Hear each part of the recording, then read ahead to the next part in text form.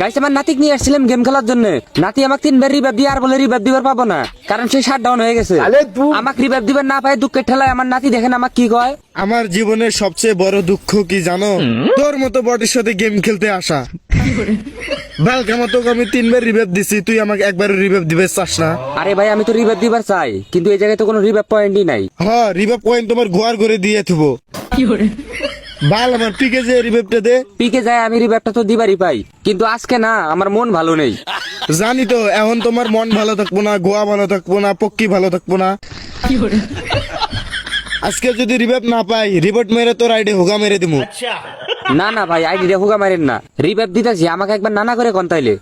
ওই যে তোর নানারা আইছে, দে দে দে হালার হোগাটা মেরে দে। এই যে এই কারণে আমি তোকে রিভাইভ দিই না, তুই সবসময় আমাকে গালাগালি করস।